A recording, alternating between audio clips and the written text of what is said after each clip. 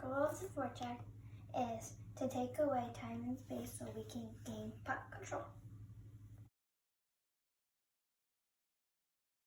The three roles of the forecheck are the bull, F1, the fox, F2, and the hawk, F3. The mindset of the bull is to use angling to force the puck wide and charge at full speed and force the puck carrier into a trap.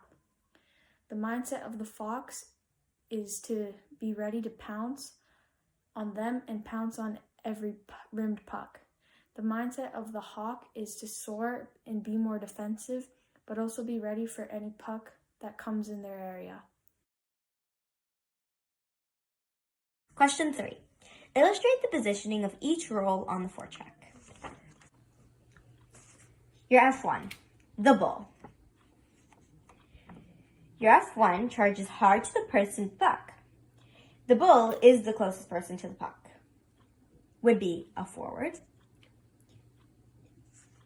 Your F2, the fox. Be cunning in, read where the puck is going, and pounce. Second closest person to the puck. Usually would be a forward. Your F3, the hawk. Scores up high in the middle of the ice. Be alert of any passes up the middle. Furthest person away from the puck. When you forecheck properly, it takes away space and time. Again, when the defenseman has it roughly here, and we have all of our forecheckers, in position, and, there isn't much to do because now, normally without this pressure, he would have, or the player would have, all of this ice over here. But with the player here, they only have this small lane and they don't have much time to make an actual play with the puck. So this is really, really good, especially when you're doing this properly. And it's an essential for a proper and good team to have this attribute when it comes to hockey especially. So remember, we have to take away the lanes, and we're always thinking about taking away, time and space.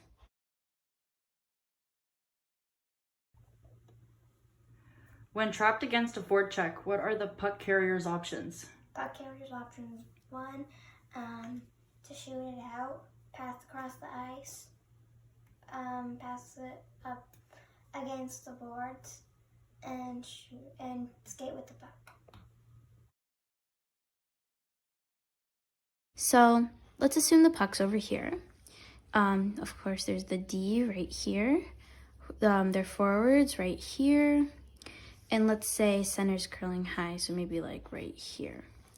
Our players, or rather forwards, one should be pressuring. There should be one over here. And then roughly one about high, watching those cross ice passes. And then of course, naturally we have our 2D here. So when the defenseman rims the puck, what we want to necessarily do up the boards is we want the defenseman to go and challenge that puck. So we want the defenseman to go low and kind of challenge that player over there. It's going to be a rimmed puck, so they probably won't be making very good plays with it. And we want them to be also here to challenge, and slowly we want this forward over here to slowly curl. Now, this is a little bit worrying because we don't have anyone here anymore. So we want the person high to go and cover over here. So that way there's still 2 people back, but we also have 3 people here, and we don't really necessarily get really punished for that. So it's a really smart way to play things, and that's what we're going to be running. It's going to be really important though, because we always want the D to challenge and the forwards to play and cover. Who takes which role on the forecheck? Players who take which role on the forecheck are your F1, your F2, and your F3. Your bull, your fox, and your hawk.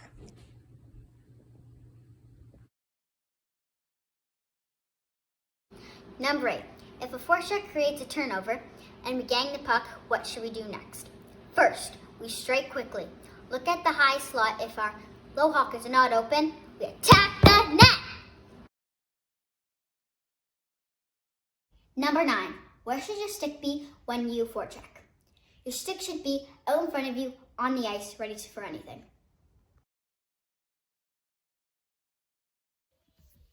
Which role is the most important role in the forecheck, and what can other players do to make sure all roles are filled?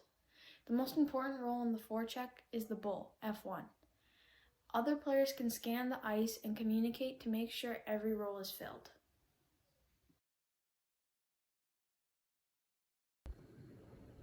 Great job, Forecheck Group. I just wanted to make a little summary video of some of the most important things I want you guys to understand.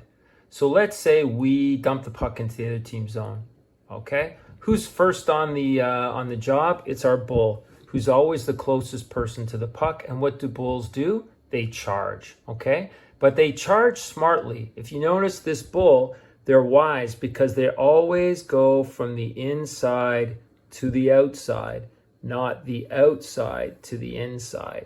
And the reason they do this is when you go from the inside to the outside, you're forcing this defenseman to come up the boards, which takes away their time and space. So that's exactly what this bull does. They force them up the boards, and every step that defenseman goes towards the boards, the less space they have to operate with, which makes their job harder.